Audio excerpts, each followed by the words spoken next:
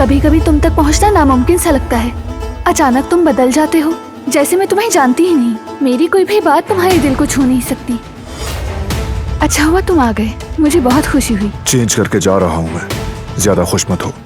जिंदगी ने मुझे यही सिखाया कि उम्मीद कभी नहीं छोड़नी चाहिए। आखिरी लम्हे तक उम्मीद नहीं छोड़ूंगी। तो फिर ये फर्क करना भी सीख लो कि किन चीजों के लिए उम्मीद की जाती है और किन के लिए नहीं।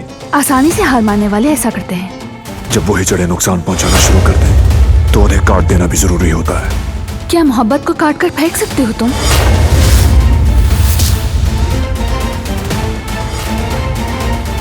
दुल्हन साहिबा आपको देखकर बहुत खुश होंगी। कहाँ है वो? कहाँ?